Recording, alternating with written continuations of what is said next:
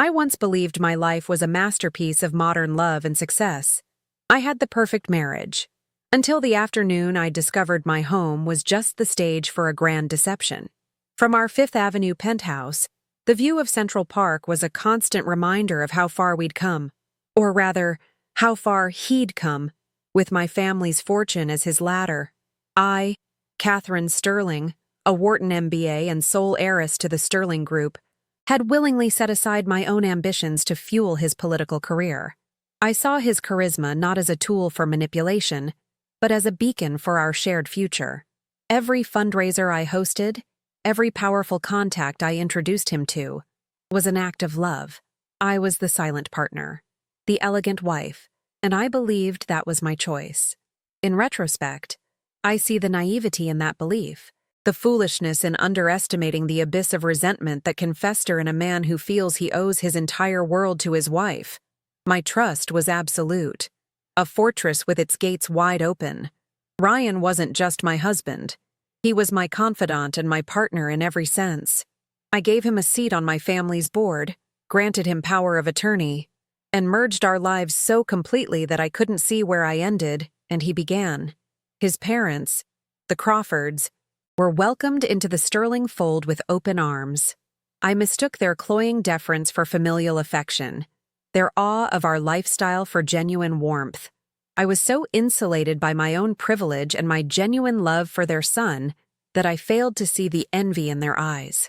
I was the architect of my own gilded cage, furnishing it with everything he could ever desire, never once imagining that the only thing he truly wanted was to see me locked inside it. Stripped of everything that bore my name, he was my one blind spot, and he knew it. It was our 5th anniversary, and I'd left a board meeting early to surprise him. I remember the scent of the white peonies I'd arranged that morning, filling our penthouse with the smell of celebration. In my hand, I held a small, velvet box containing a vintage Patek Philippe, a watch he'd admired for months. I was giddy with the kind of simple, profound joy I thought would last a lifetime. As I walked past his study, I heard his voice, not the warm, intimate tone he reserved for me, but a sharp, conspiratorial one. He was on a video call. My first thought was that it was a last-minute campaign strategy session, something I would normally be a part of. I smiled to myself, thinking I'd just wait a few moments before making my grand entrance. The patience of a happy wife is nearly infinite. The patience of a woman about to be betrayed is non-existent, though I didn't know it yet. The heavy oak door was slightly ajar, and through the crack, I saw the scene. Ryan was at his desk, his face illuminated by the glow of his laptop screen. On it were 2 other faces, Brooke Chandler, his ruthlessly ambitious campaign manager, and a severe-looking older man I didn't recognize. A bottle of Dom Perignon was chilling in a silver bucket beside him, 2 glasses already poured. His and Brooke's, they were laughing about something. I leaned closer, my heart beginning a slow, heavy drumbeat against my ribs. They were talking about my recent episodes. My grief over my father's passing last year was twisted into prolonged hysterics. My decision to fund a new art wing at the Met was painted as manic, impulsive spending. Every intimate detail of my life, every vulnerability I had ever shared with my husband, was being dissected and weaponized. They were building a case, brick by insidious brick, and I was the defendant in a trial I didn't even know was happening. Then, the unknown man, the psychiatrist I would later learn was named Dr. Albright, asked if they were certain their narrative would hold up in court. Ryan leaned back in his chair, the picture of arrogant confidence, and let out a short, barking laugh that struck me with the force of a physical blow. It was a sound I had never heard from him before. It was dripping with contempt. "Don't worry," he said, his voice smooth as venom as he looked directly at Brooke. "The judge will buy it all. Crazy girls don't control trust funds." The words didn't just break my heart. They vaporized it, leaving behind a cold, empty void.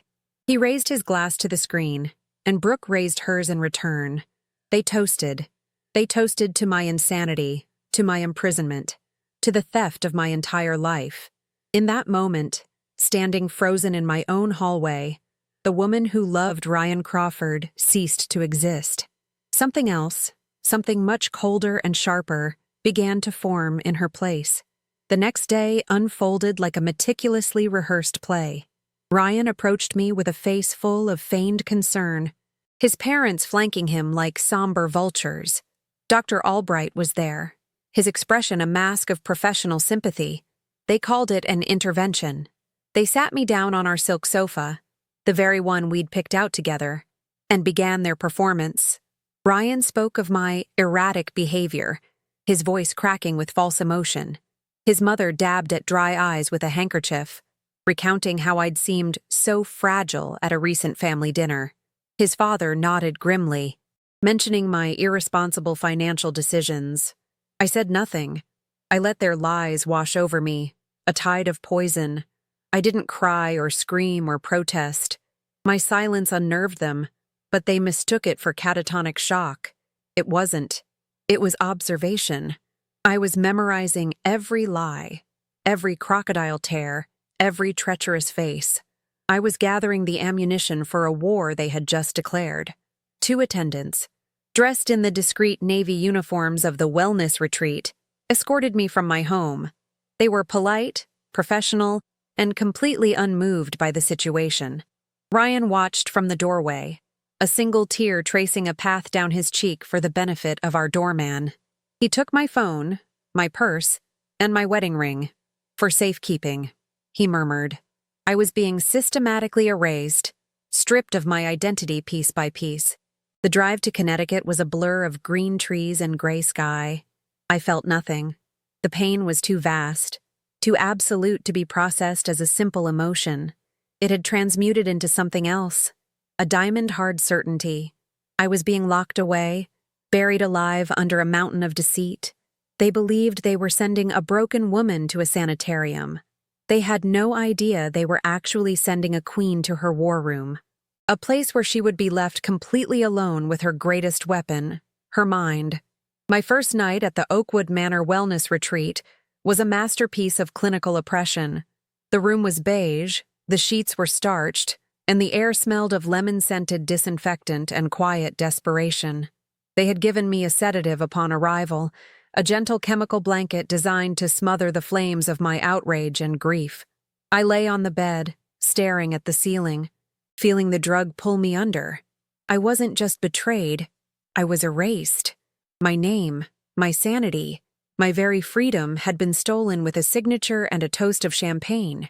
The door creaked open, and a figure in a white coat stepped inside, clipboard in hand. I braced myself for more condescending questions, more feigned sympathy. He stepped into the soft lamplight, and the world, which had been spinning out of control, suddenly stopped on its axis. My breath caught in my throat.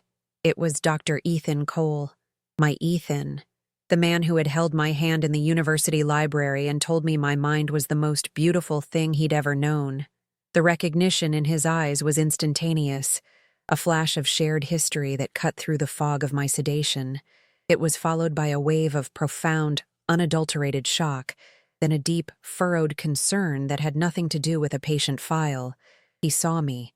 Not the unstable heiress described in his notes, not the hysterical wife Ryan had painted, but Kate Sterling. In that single, silent moment of acknowledgement from someone who knew who I truly was, the fragile pieces of my shattered heart didn't mend.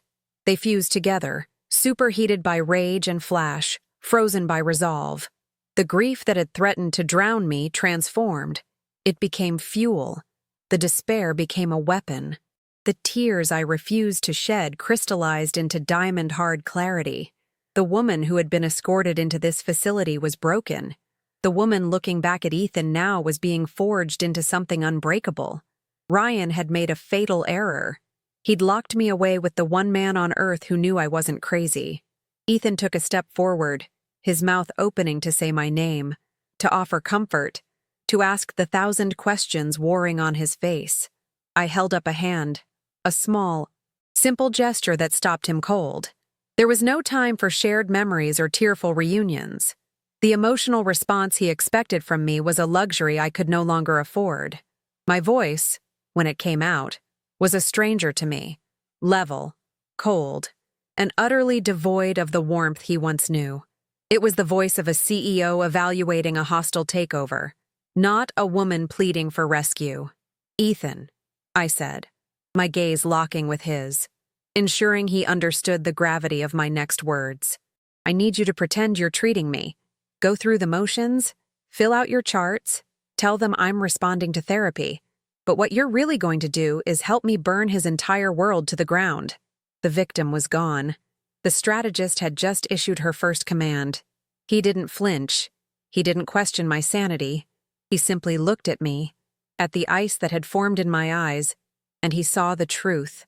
He saw the woman he remembered from Wharton, the one who could dismantle a flawed business model in minutes and strategize 3 moves ahead of anyone in the room.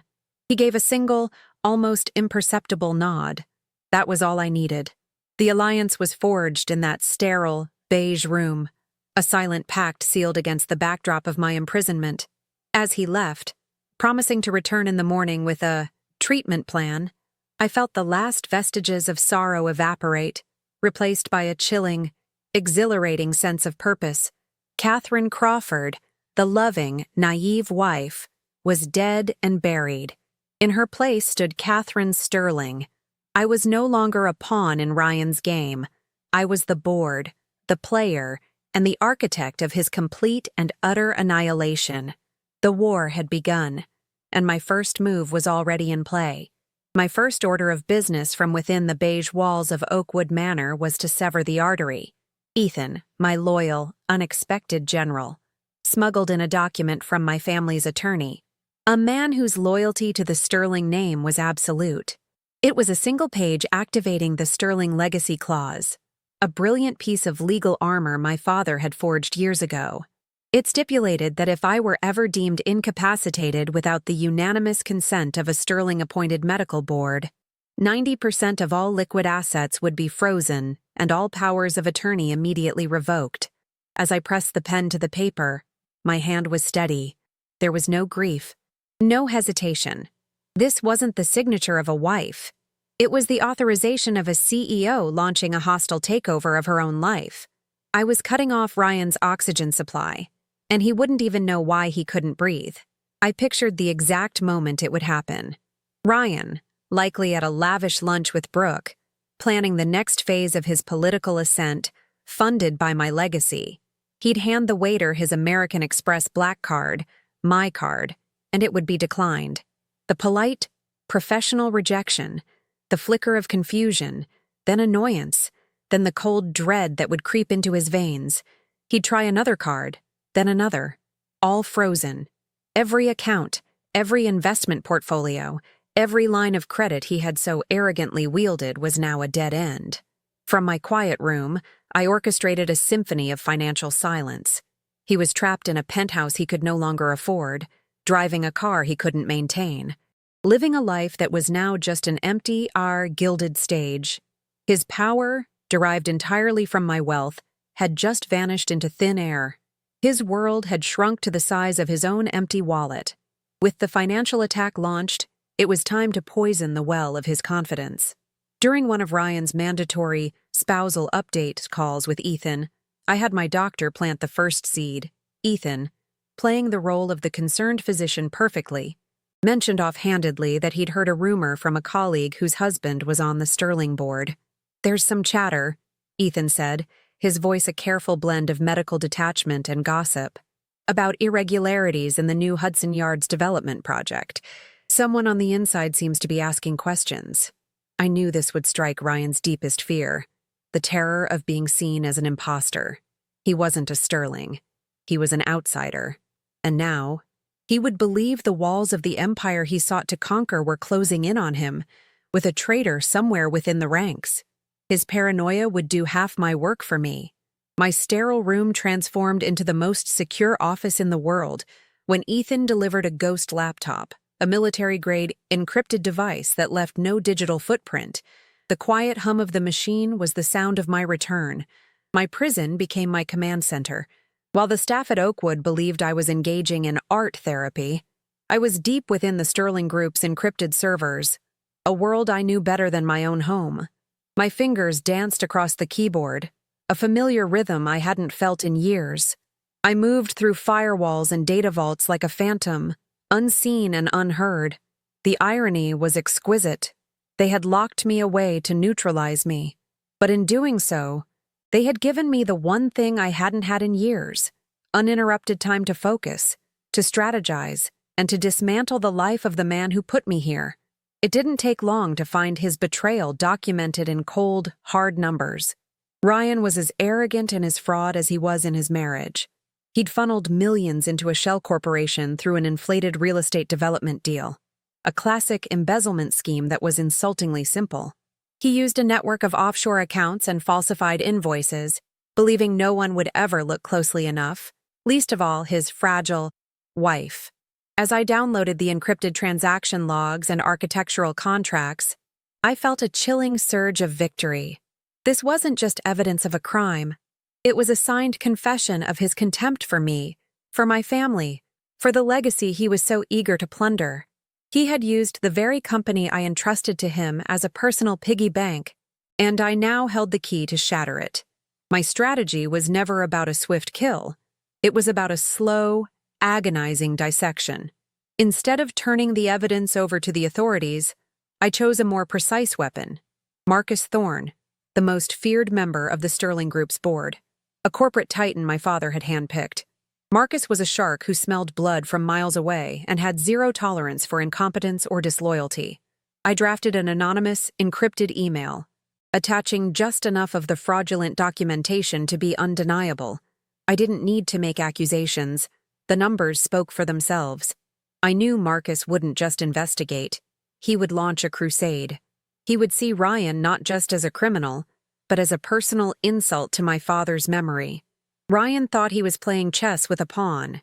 He had no idea he was about to be checkmated by a queen using a bishop. The fallout was immediate and exactly as I'd predicted. Ethan brought me the news, gleaned from his network of well-connected friends. An emergency board meeting had been called. A forensic accounting firm was hired to conduct a top-to-bottom internal audit, with Marcus Thorne personally overseeing it. The atmosphere at Sterling Group headquarters was described as a bloodbath in waiting. Ryan was now trapped.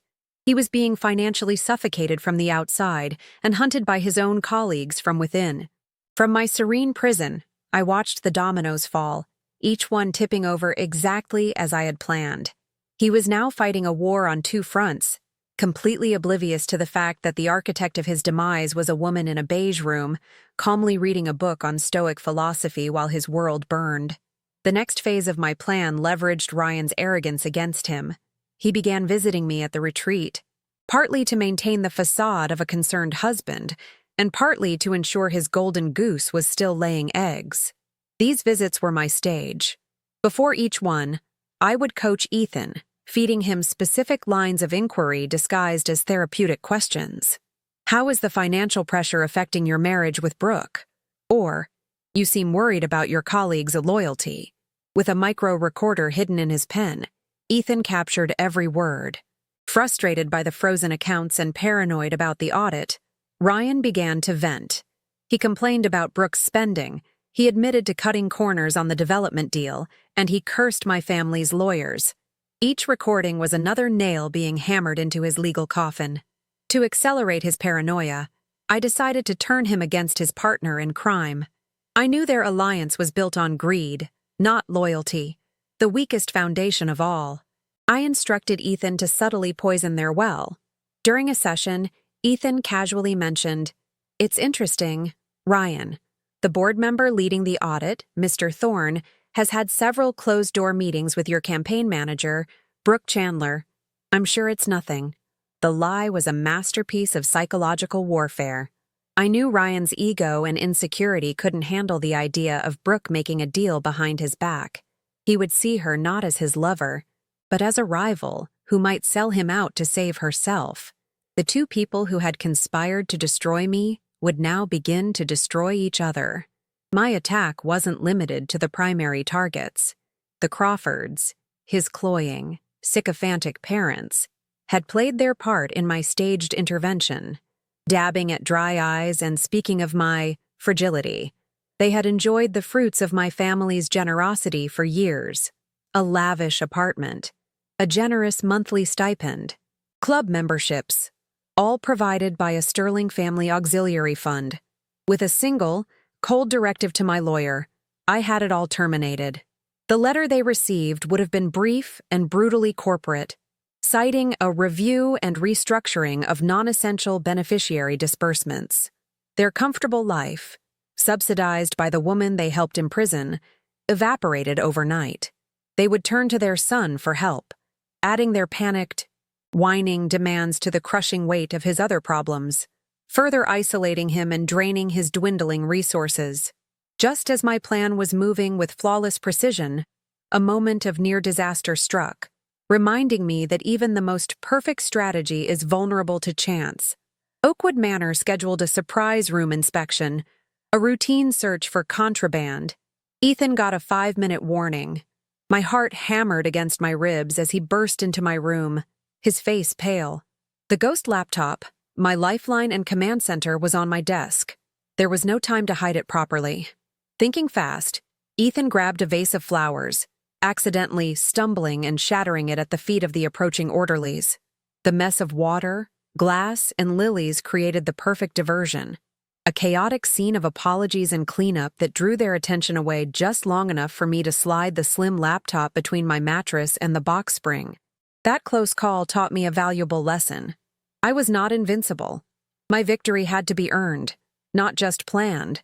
The near miss forced me to adapt. The laptop was now too risky for daily use. My communication with Ethan had to become more sophisticated, more invisible. We fell back on an old game from our university days, a cipher based on obscure legal precedents and business case studies from our time at Wharton. A reference to Palsgraph GV, Long Island Railroad Co., might mean proceed with caution, unforeseen consequences.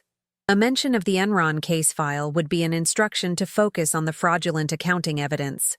My prison notes, which the nurses saw as the ramblings of a disturbed mind, were actually coded directives for the outside world. This new method was slower, more painstaking, but it was unbreakable.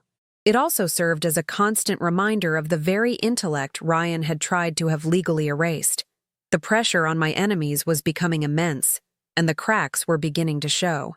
Ethan reported that the fights between Ryan and Brooke were now legendary within his campaign staff.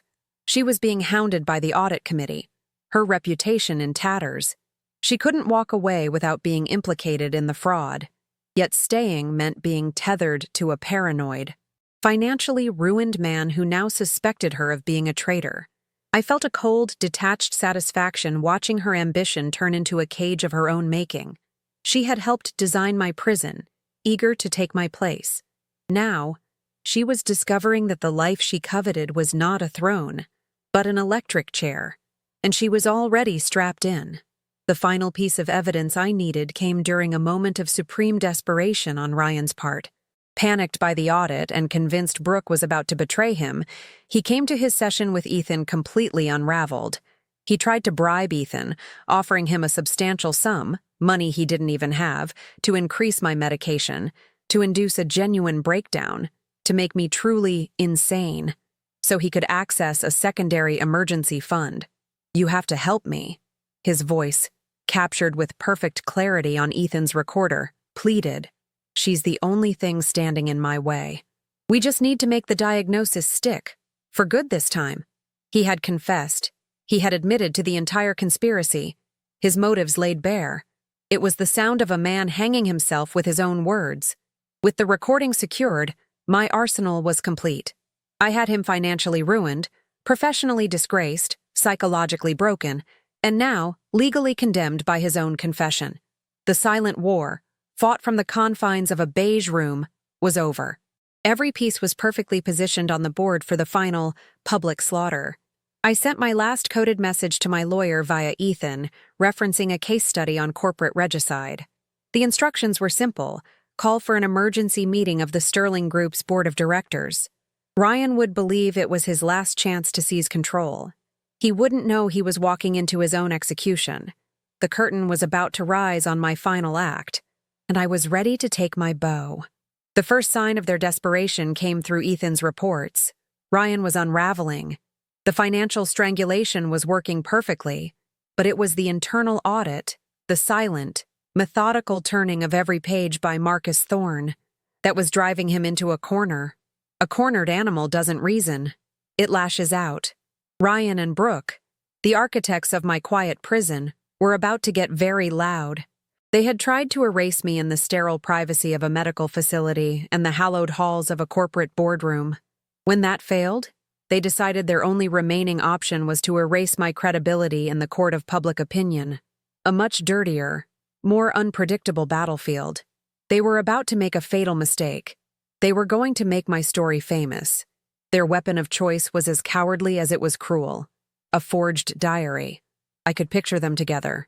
Late at night in my penthouse, surrounded by my things, drinking my wine, I imagined them poring over my old journals, my college poetry, my love letters, the sacred texts of my former life. They would have twisted every word, perverting my deepest vulnerabilities into evidence of madness. My grief over my father's death would be warped into suicidal ideation. My passion for art collecting, a shared joy with my late mother, would be painted as a symptom of manic obsession. They would meticulously craft a narrative of a hysterical, unhinged woman, using the ink of my own memories to write my condemnation. It was a violation so profound it transcended betrayal. It was the desecration of a soul. They didn't leak it to a reputable paper. That would have invited scrutiny and fact-checking. Instead, they chose a notorious tabloid television host, a man named Sterling Shaw, a vulture who feasted on the carrion of ruined reputations. They knew he wouldn't ask questions. He would simply take their fabricated story and broadcast it to millions, dressing it up with dramatic reenactments and somber commentary from psychological experts who had never met me. The diary was their script, and Sterling Shaw was their director. They were producing a work of fiction with my life as the subject, confident that the lurid headlines would drown out any quiet whisper of the truth. They weren't just trying to win. They were trying to create a reality where I had already lost before I even had a chance to speak. Ethan brought me the news on his encrypted tablet. The headline was plastered across the tabloid's website in bold, screaming letters. Billionaire heiress's secret diary. Inside the dark and twisted mind of Catherine Sterling. Below it was a photo of me from a charity gala, smiling, my eyes bright. The contrast was jarring, intentional. For a single, searing moment, the old Catherine surfaced. I felt the hot sting of humiliation, the raw wound of public exposure, my most private thoughts, perverted and sold for public consumption. Then, just as quickly, the ice returned, colder and harder than before. I looked at Ethan, and a slow, chilling smile touched my lips. "They've made a tactical error," I said, my voice perfectly calm. "They think they've put me on trial. They have no idea they just handed me the stage." The story spread like a virus. It was the lead segment on every gossip show, the top trending topic on social media. My name, my face, my fabricated madness were everywhere. Experts debated my condition. Strangers dissected my life, my marriage, my grief. I watched it all from the quiet detachment of my room at Oakwood. I saw Ryan and Brooke give a carefully staged interview, their faces masks of pained concern. Ryan spoke of his unwavering love and his agonizing decision to get me help. Brooke, the loyal campaign manager, spoke of my increasingly erratic behavior and the warning signs everyone had missed. They played their roles with nauseating perfection, casting themselves as the tragic heroes in the story of my downfall. They were basking in the spotlight, utterly convinced they had won. What they failed to understand is that a public narrative can be seized. By turning my private struggle into a public spectacle, they had invited the world to watch. And the world, I knew, loves nothing more than a dramatic reversal. They had established the characters, the devoted husband, the concerned friend, and the crazy wife. They had set the stage for a tragedy. They had no idea I was rewriting the script into a revenge epic, and the final act would feature their spectacular public immolation. My silence in the face of their media assault was not weakness, it was strategy. I let their lies build, layer by layer, creating a tower of deceit so high that its eventual collapse would be visible from every corner of the city. Emboldened by their apparent media victory, Ryan made his most audacious move yet. He filed a formal petition with the court to be named my permanent conservator. The forged diary was submitted as Exhibit A. It was the legal endgame, the final checkmate he had been planning all along. If he succeeded, he would have total, legal control over my life, my finances, my medical decisions, even who I was allowed to see. I would be a prisoner not just of Oakwood Manor, but of the state, officially and irrevocably erased. The hearing was set for the week of the Sterling Group board meeting. He intended to walk into that boardroom not just as a board member, but as the legal guardian of the majority shareholder, rendering me and my power completely obsolete. The threat was no longer just about wealth or freedom, it was about my very existence. A permanent conservatorship meant I could be medicated into a stupor, my mind dulled, my will broken. I could be moved to a more secure, less pleasant facility, far from Ethan, far from any hope of escape. Ryan wouldn't have to kill me. He would simply have me declared legally dead. This was his true goal. Not just to take what was mine, but to annihilate the person I was. The game had changed. This wasn't a corporate takeover anymore. It was a fight for my life. The cold, calculating strategist inside me now had to contend with a primal, roaring instinct for survival. My revenge would not just be satisfying, it would have to be absolute to ensure he could never threaten me again. While the world consumed the lies, my team moved in the shadows. Ethan began compiling a comprehensive psychiatric evaluation, meticulously documenting my lucidity, my strategic thinking, and the complete absence of any symptoms described in the forged diary. He prepared a report that would not only exonerate me, but would also serve as a professional indictment of Dr. Albright's fraudulent diagnosis. Meanwhile, Mr. Davies, my family's lawyer, hired a man named Elias Vance, a private investigator with a reputation for being more ghost than man. His task was simple and singular: find the origin of the leak. I needed a direct, unbreakable line connecting Ryan and Brooke to the forged diary and the tabloid journalist. The media circus they had created became their cage.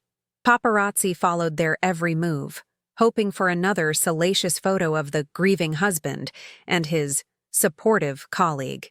I instructed Elias to use this to his advantage. He didn't need to follow them. He just needed to follow the pack. The constant scrutiny was already fraying their nerves. Ethan reported that Ryan was more agitated than ever, snapping at nurses during his visits, his carefully constructed mask of concern beginning to crack under the pressure of 1,000 camera lenses. They had wanted to be in the spotlight, but they were discovering that it burns as much as it illuminates. Every angry glance, every tense, whispered argument between them was now public record. For a single, terrifying night, the weight of it all pressed down on me. I lay awake in the sterile darkness, the echoes of tabloid headlines ringing in my ears. The world believed I was mad. A powerful legal machine was grinding towards the goal of stripping me of my autonomy forever. My enemies were on television, basking in sympathy while they orchestrated my living death. For a fleeting moment, I felt a tremor of despair, a whisper of the broken woman I was when I first arrived. What if my plan failed? What if their lies were more powerful than my truth? Then I thought of Ryan's laugh. Crazy girls don't control trust funds.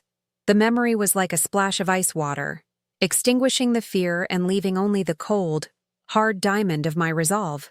Failure was not an option. The breakthrough came a week later. Elias sent a single, encrypted image to Ethan's tablet. It was a still from a security camera in the back alley of a seedy downtown bar. The image was grainy but unmistakable. Brooke Chandler, her face tight with anxiety, sliding a thick manila envelope across a table to Sterling Shaw, the tabloid host. The timestamp in the corner was from 2 days before the story broke. It was the missing link, the concrete proof that tied their conspiracy together. It wasn't just slander. It was a premeditated, coordinated attack. This single image transformed their narrative from a personal tragedy into a criminal conspiracy. I now had the evidence to not only clear my name, but to send them to prison. As if on cue, the Crawfords reappeared, drawn by the scent of money and fame. With their sterling-funded income gone, they became paid commentators in their son's smear campaign. They went on television, weeping for the cameras, sharing fabricated anecdotes of my alarming behavior. His mother recounted a time I supposedly burst into tears over a misplaced piece of jewelry, calling it a sign of a deep disturbance. His father spoke with grim authority about my reckless spending, conveniently omitting that the spending was on a new pediatric wing for a hospital. Each lie they told on national television was another count of slander, another brick in the prison I was building for their entire family. They were so blinded by greed, so eager for their 15 minutes of fame, that they couldn't see the trap closing around them. The pressure began to turn inward on my enemies. Ryan's paranoia, already simmering, reached a boiling point. He started to see enemies everywhere, and his suspicion finally fell on the one person who seemed too calm, too professional, Dr. Ethan Cole. During one of his last visits, Ryan dispensed with the pleasantries. He cornered Ethan in his office, his voice a low, menacing growl.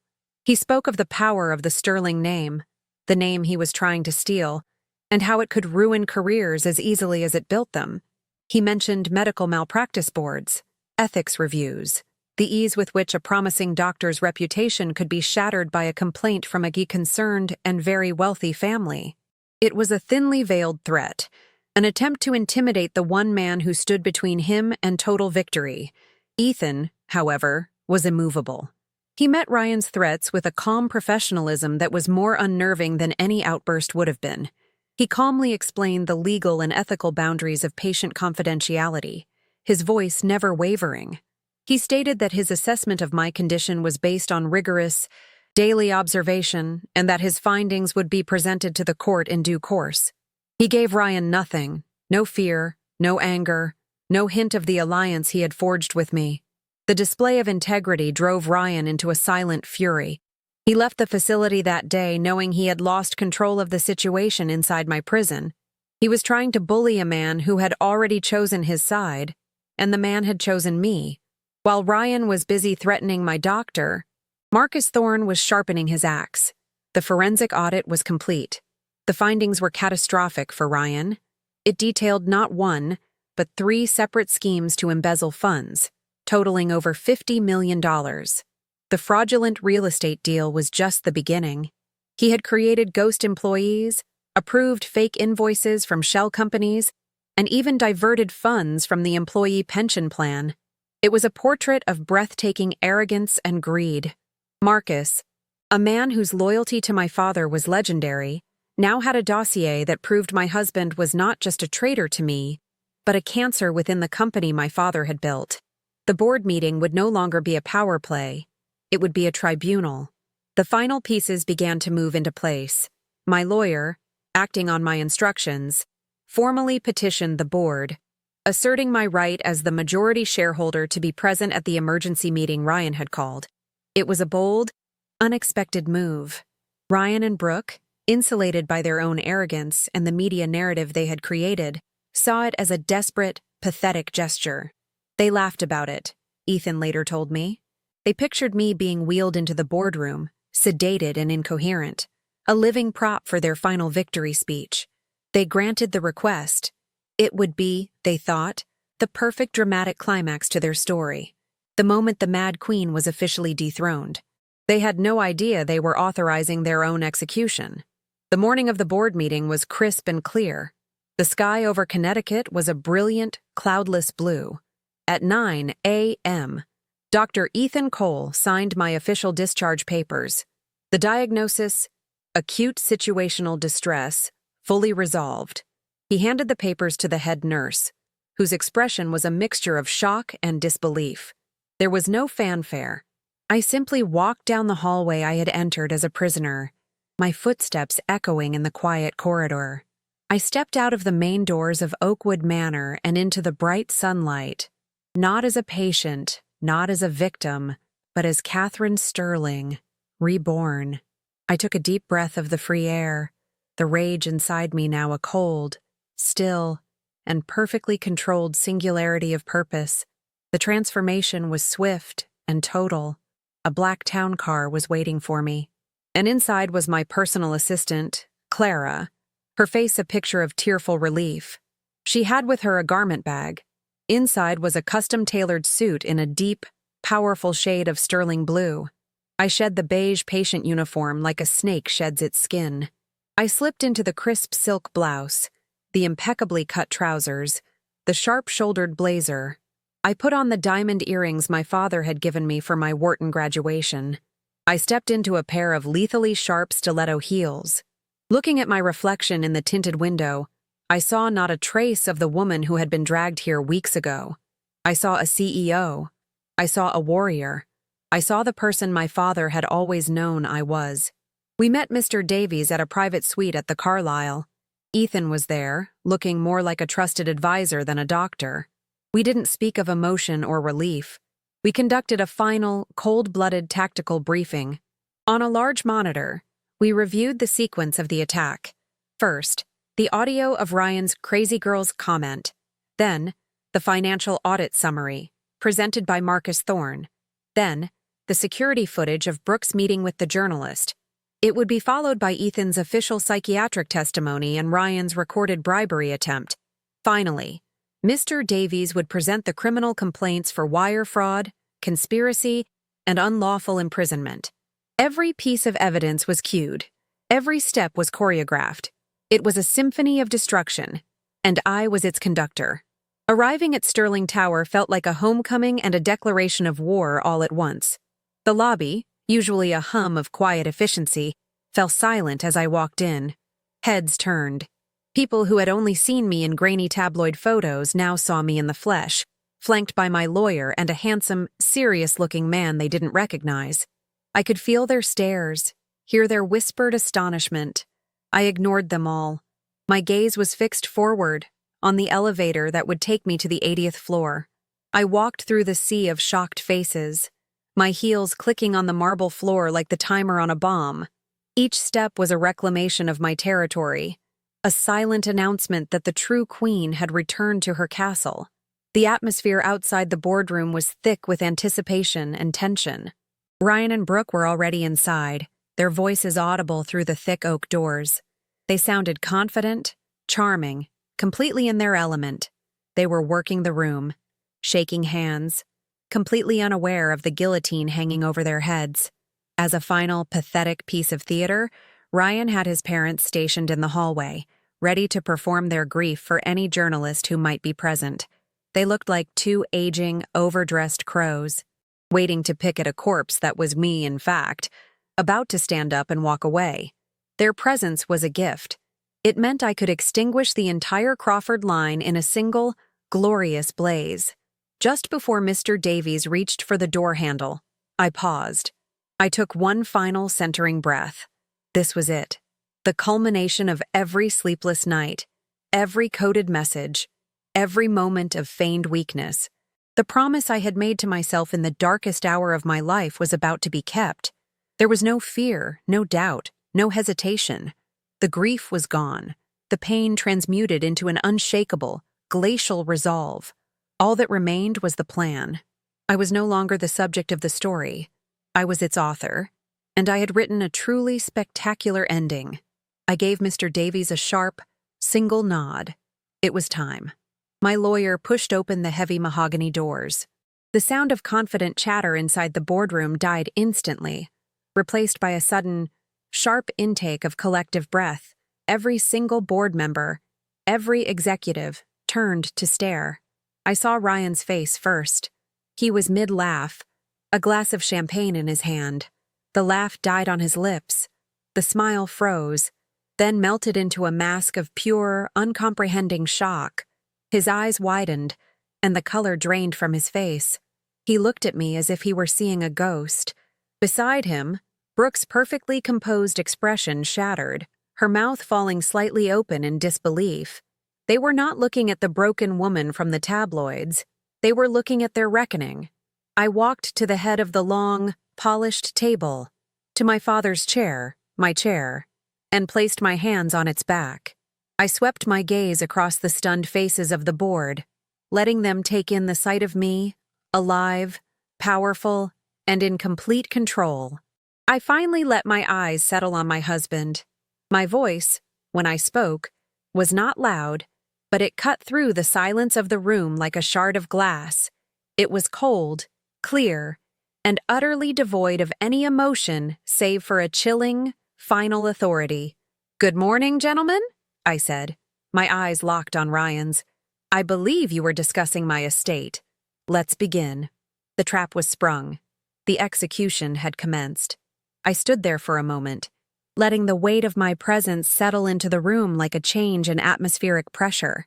The board members, titans of industry who were rarely surprised, looked from me to Ryan, their faces a canvas of confusion and dawning realization. Ryan and Brooke remained frozen, their champagne glasses held aloft as if they were statues in a tableau of their own ruin. The entire world they had built over the past few months, a world built on my absence and my supposed insanity, had just been vaporized by my arrival. They had planned for a coronation. They had no idea they had walked into a courtroom where I was the judge, the jury, and the executioner. The stage was finally set for my masterpiece. My first move was not to speak, but to listen. With a subtle nod to Mr. Davies, the large screen at the end of the boardroom flickered to life. It remained black, but a sound filled the tense silence, the clinking of a champagne glass, followed by Ryan's voice, oozing with arrogant confidence. "Don't worry," his recorded voice echoed. "The judge will buy it all. Crazy girls don't control trust funds." A collective gasp went through the room. The board members looked from the blank screen to Ryan, whose face had gone from shocked white to a blotchy, furious red. I had just played the overture to his opera of ruin, using his own words as the opening note. The smug justification for his entire scheme was now laid bare, not as a private whisper, but as a public indictment of his character, stripping him of any sympathy before the trial had even truly begun. Before the shock could settle, I gestured to Marcus Thorne. He stood, his expression like granite, and projected the executive summary of the forensic audit onto the screen. Charts and figures replaced the blackness, a stark, undeniable story told in numbers.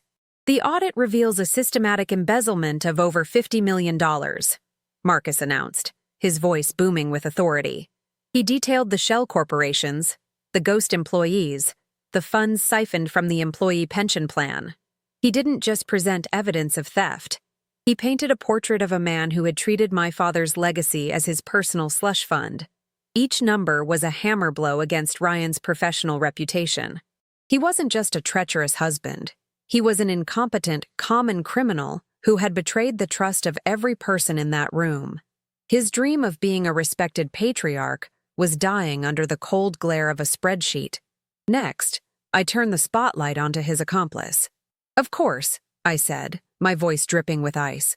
"A fraud of this magnitude requires a dedicated co-conspirator." On the screen, the audit summary was replaced by grainy security footage. It was the back alley of a bar. The image was clear enough to show Brooke Chandler, her face a mask of nervous tension, sliding a thick manila envelope to the smirking tabloid host, Sterling Shaw. The timestamp was undeniable. "This," my lawyer stated, "is Ms. Chandler delivering the forged diary, the cornerstone of the public smear campaign designed to discredit my client and facilitate this hostile takeover." Brooke let out a small, strangled gasp, looking at Ryan in panic. Their alliance, forged in greed, was now dissolving in mutual terror. I had just severed the final tie between them, leaving each of them utterly alone in the wreckage. "This is absurd. A fabrication," Ryan finally roared, finding his voice. He stood up so quickly his chair screeched against the floor. "She's a lunatic. She's been institutionalized. This is all a trick. A performance by a mentally unstable woman who can't accept that her husband was trying to save her from herself." He pointed a shaking finger at me, his face contorted in a desperate, ugly snarl. Brooke, seizing the opportunity, chimed in, her voice shrill. He's right. We have medical records, a doctor's diagnosis. She belongs in a hospital, not a boardroom. They were playing their last card, doubling down on the lie that had been their greatest weapon, but they didn't realize they were only setting the stage for my final, most devastating piece of evidence, delivered by the very man they thought was their pawn. On cue, Dr. Ethan Cole stepped forward, his demeanor the epitome of calm professionalism. As Catherine Sterling's attending physician for the past several weeks, he began, his voice steady and clear, I have conducted a full psychiatric evaluation. My official diagnosis is that Mrs. Crawford, Ms. Sterling, he corrected himself, with a pointed look at Ryan, is of exceptionally sound mind, demonstrating advanced strategic and cognitive abilities under extreme duress. He placed a thick, bound report on the table. The diagnosis you've been citing, he continued, looking directly at Ryan, was fraudulent, and I have proof of your attempt to further that fraud. He then played the final recording. The room listened in stunned silence to Ryan's desperate, pleading voice offering a bribe, begging Ethan to make the diagnosis stick, for good this time. The sound of his own conspiracy, in his own words, was the final nail in his coffin. The silence that followed was absolute. Ryan sank into his chair, a broken man. Brooke stared into space, her face utterly blank, the architect of a brilliant campaign, now the subject of her own career-ending scandal. I walked slowly around the table until I stood directly behind my husband. I placed my hands on his shoulders, and he flinched as if he'd been burned. I leaned down, my voice a low, intimate whisper meant only for him, yet it seemed to carry to every corner of the silent room. You were right about one thing, Ryan, I murmured. The words precise and deadly. Crazy girls don't control trust funds, but sane ones, they control everything. I straightened up, my voice returning to its cold, corporate tone as I addressed the board. Effective immediately, Ryan Crawford and Brooke Chandler are terminated from all positions associated with the Sterling Group and its affiliates. As if summoned by my verdict, the boardroom doors opened again. This time, it wasn't me making an entrance. It was two federal agents in dark suits, followed by several uniformed officers. They moved with a quiet, unnerving efficiency. Ryan Crawford, Brooke Chandler, one of the agents said, his voice flat and official. You're under arrest for wire fraud, conspiracy to commit fraud, and unlawful imprisonment. The metallic click of handcuffs snapping shut was the sweetest sound I had ever heard. Ryan didn't resist. He was completely hollowed out, a puppet with its strings cut. Brooke, however, began to sob, a pathetic theatrical display that no one was buying. They were escorted out past the stunned faces of the board members, their public humiliation now complete and irrevocable. Their empire of lies had crumbled to dust in less than 10 minutes. After they were gone, a profound silence held the room. Then, Marcus Thorne began to clap. It was a slow, deliberate sound. One by one, the other board members rose to their feet, their applause filling the room. A thunderous ovation not of sympathy, but of respect. They weren't clapping for a victim who had survived. They were clapping for a leader who had won. I stood at the head of the table, in my father's chair, and for the first time in months, I allowed a small, genuine smile to touch my lips. I had not only reclaimed my name, my fortune, and my freedom, I had reclaimed my power. The war was over. Catherine Sterling was back in control, and my reign was just beginning. The applause that filled the boardroom was not for a victim. It was for a victor. It was a raw, primal acknowledgement of power from men who understood nothing else. As the federal agents led my husband away in handcuffs, his face a hollow mask of disbelief, I felt a profound and chilling calm settle over me. Marcus Thorne, the iron-willed titan my father had trusted, caught my eye from across the table. He didn't smile. He simply gave a single, sharp nod, a transfer of a crown, an acknowledgement that the Sterling legacy was now in stronger, colder, and far more capable hands. In that moment, surrounded by the remnants of a failed coup, I wasn't just my father's daughter reclaiming her birthright. I was a queen solidifying her rule after a swift and brutal civil war. The silence that followed the applause was more telling than the noise. It was the sound of absolute authority being recognized. The media narrative, the very weapon they had forged to destroy me, shattered and turned its shrapnel back on its creators. Overnight, the headlines morphed from lurid gossip to a saga of corporate espionage and breathtaking betrayal. Crazy Iris became Mastermind CEO. Tragic Fall was replaced by Triumphant Return. The tabloid host, Sterling Shaw, was publicly disgraced, his career imploding under the weight of lawsuits and the revelation that he was a paid conspirator. My story was no longer a cautionary tale about a fragile woman. It became a modern epic of a queen who, from inside her prison, orchestrated the complete annihilation of her enemies. I granted a single, exclusive interview to a respected financial journal, controlling the narrative with icy precision. They had wanted to make me famous for my weakness. I made them infamous for their stupidity. There would be no quiet plea deals, no disappearing into the comfortable anonymity of a low-security prison. My instructions to my legal team were simple and absolute. I wanted them buried under the full weight of the law. Ryan and Brooke faced a litany of federal charges, from wire fraud to conspiracy, each carrying a sentence that would ensure they would be old and gray before they ever saw the outside of a cell again. The evidence was so overwhelming that the trial was a mere formality, a public spectacle of their downfall.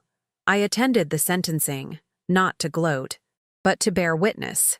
Watching the judge hand down their decades-long sentences, I felt not joy, but a sense of profound, final closure. The debt had been paid in full, and their account was permanently closed. They had tried to steal my future. Instead, I had taken theirs. The Crawfords, my sycophantic former in-laws, were next. Their tearful television performances were replayed in court during my slander lawsuit against them. Stripped of their son's stolen wealth and facing legal ruin, they were pariahs. Their social circle evaporated, their country club memberships were revoked, and they were forced to sell the lavish apartment I had once so generously provided. I didn't just bankrupt them. I erased them from the world they so desperately wanted to belong to. My final move was to buy their debt through a shell corporation, becoming their silent, unseen landlord. I never evicted them. I simply let them live out their days in a crumbling apartment, knowing that every check they wrote for rent was a tribute to the woman they had tried to destroy. It was a quiet, perpetual punishment more satisfying than any public victory. The day after the arrests, the Sterling Group board convened again. This time, there was no tension, only purpose. My appointment as CEO was a formality, a unanimous vote that solidified the power I had already seized. Taking my seat at the head of the table, in the chair my father had occupied for 40 years, felt less like an inheritance and more like a conquest. My first act was not a speech about vision, but a cold, clear directive. I initiated a full-scale restructuring, a corporate cleansing designed to purge every last vestige of Ryan's influence. I announced that the era of nepotism and complacency was over. The Sterling Group was being reforged in my image, strategic, relentless, and completely intolerant of weakness or disloyalty. The board didn't just accept it, they were energized by it. They had witnessed my capabilities firsthand. My first week as CEO was a masterclass in controlled demolition. I moved through the executive floors like a surgeon, excising the network of cronies and yes-men Ryan had installed. I reviewed every department, every project, every single executive hire he had made. Those who were incompetent were fired. Those who were complicit were fired and sued. I promoted brilliant, overlooked talent from within the company, rewarding merit and loyalty above all else. My leadership style was a shock to the old guard. I was not the warm, accommodating socialite they remembered. I was direct, demanding, and I knew the numbers better than any of them. I wasn't just running the company. I was rebuilding it from the ground up, turning it into a fortress that no one would ever dare to assault again. The Fifth Avenue penthouse, with its panoramic views and ghost-filled rooms, was the first piece of my old life I discarded. It was a beautiful stage, but the play that had been performed there was a tragedy, and I had no interest in living on set. I sold it within a week, without ever stepping foot inside again. My new home was a sleek, modern triplex in a discreet, private building overlooking the river. It was a space of glass, steel, and clean lines, a fortress of solitude that reflected the woman I had become. There were no soft edges, no sentimental clutter from a past life. Every piece of art, every book, every object was chosen by me, for me. It wasn't a home built for two. It was a throne room built for one, a silent testament to my self-sufficiency. Dr. Albright, the corrupt psychiatrist who had so eagerly signed away my freedom for a paycheck, did not escape my notice. Ethan and I compiled a dossier on his professional misconduct, including Ryan's recorded bribery attempt and a detailed account of his fraudulent diagnosis. We submitted it to the state medical board and every major ethics committee. His downfall was swift and brutal. Stripped of his medical license and facing a barrage of lawsuits from former patients, his career was annihilated. He had used the sanctity of his profession as a weapon, and I made sure he would never practice medicine again. It was a quiet, precise act of justice, ensuring that the man who profited from declaring me insane would spend the rest of his life dealing with the very real consequences of his actions. Ethan remained my closest confidant, the one person who had seen both the broken woman and the avenging queen. Our relationship, forged in the sterile confines of Oakwood Manor, evolved into a partnership built on a foundation of unshakable trust and mutual respect. There was an unspoken depth between us, a shared history that transcended our past romance. He was not intimidated by my power. He had helped me build it. While the world saw the untouchable CEO, he saw Kate. We never spoke of what might come next for us, but sometimes, late at night in my new, quiet home, we would share a bottle of wine and simply talk. In a world I now viewed with strategic caution, his presence was the one variable I never had to question, a quiet harbor in the empire I now commanded. Months later, a letter arrived at my office, postmarked from a federal penitentiary. The handwriting was Ryan's. I held the thin envelope in my hands, feeling its complete lack of weight. I imagined its contents, a desperate plea for forgiveness, a deluded attempt at manipulation, perhaps even a pathetic, toothless threat. It was the final, faint echo of a man I had already erased from my life. I didn't feel anger or curiosity. I felt nothing. He was a ghost, a bad investment I had written off completely. Without opening it, I walked over to the modern fireplace in my office and dropped the letter into the flames. I watched it curl, blacken, and turn to ash, disappearing into nothingness. Just like the man who had sent it, he no longer existed. The woman who once believed in the inherent goodness of people was gone forever, and I did not mourn her passing. She was a casualty of a necessary war. Trust, I now understood, was not a gift to be given freely, but a strategic asset to be deployed with caution. Power was not something to be shared or delegated, but something to be held, wielded, and protected with unrelenting vigilance.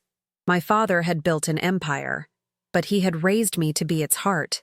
Ryan's betrayal had ripped that heart out, and in its place, something stronger had grown, a core of diamond and ice. I was no longer just the heiress to the Sterling Group. I was its architect, its guardian, and its primary weapon. My empathy had become my intelligence. My love had become my resolve. From my corner office, 80 stories above the city, Manhattan sprawled before me, a kingdom of glass and light. It was no longer just a view. It was a balance sheet, a portfolio of assets and opportunities. Every skyscraper, every construction crane, every flicker of light represented a move to be made, a deal to be struck, a future to be built.